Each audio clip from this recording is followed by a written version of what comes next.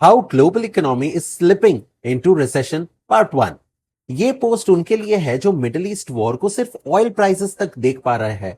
असली खतरा तो बहुत गहरा है। दुनिया का सप्लाई चेन इस वक्त डिस्ट्रॉय हो चुका है और ये रीजंस कोई भी नहीं बता रहा है। First reason for global recession coming. दुनिया का 92% सल्फर ऑयल और गैस रिफाइनिंग से आता है। सल्फर से बनता है सल्फ्यूरिक एसिड जो मेटल्स एक्सट्रैक्ट करने के लिए जरूरी है।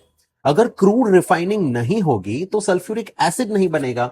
सल्फ्यूरिक एसिड नहीं बनेगा तो कॉपर, निकल एंड कोबाल्ट प्रोड्यूस नहीं होगा। और अगर ये मेटल्स नहीं होंगे तो EV batteries, electronics and power transformers manufacture नहीं होंगे।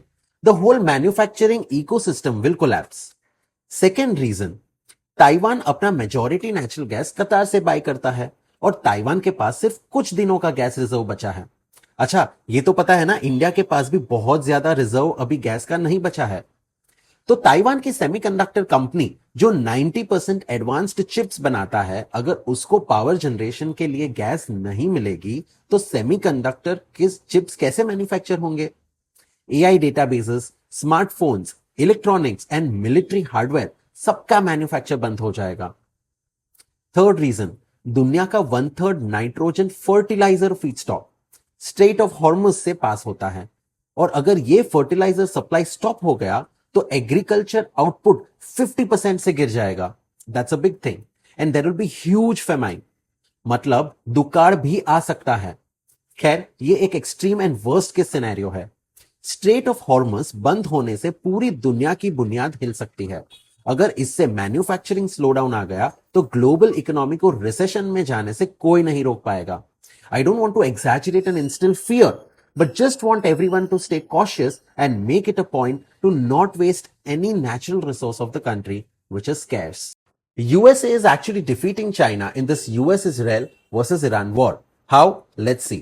The real reason behind this war is not just to stop Iran from becoming nuclear power, but it is to stop China from becoming the next superpower.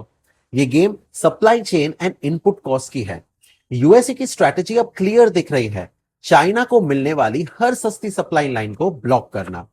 China अपने manufacturing dominance के लिए Iran, Venezuela and Russia से मिलने वाले discounted crude पर heavily rely कर रहा था। यूएस सैंक्शंस और वेस्ट एशिया में बढ़ती टेंशंस के पीछे एक बड़ा मोटिव यह है कि चाइना के इन चीप ऑयल सोर्सेज को खत्म कर देना। अगर चाइना को सस्ता तेल मिलना बंद हो जाता है और सब्सिक्वेंटली उन्हें मार्केट रेट्स पर क्रूड खरीदना पड़ता है तो उनकी मैन्युफैक्चरिंग कॉस्ट तुरंत बढ़ जाएगी।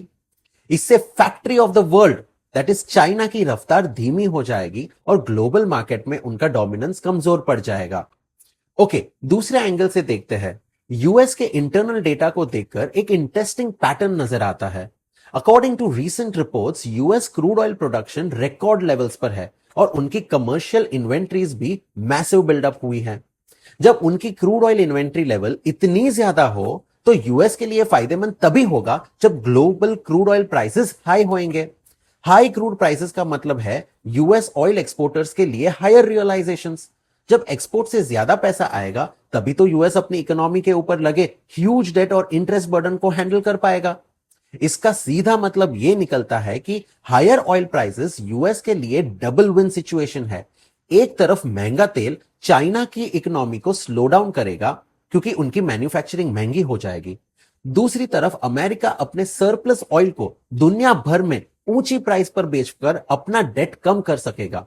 इसलिए अगर क्रूड $150 टच करता है तो यह सिर्फ इन्फ्लेशन नहीं लाएगा बल्कि ग्लोबल वेल्थ का एक बड़ा शिफ्ट यूएस की तरफ कर देगा, जबकि बाकी दुनिया एक बड़े रिसेशन की तरफ बढ़ रही होगी।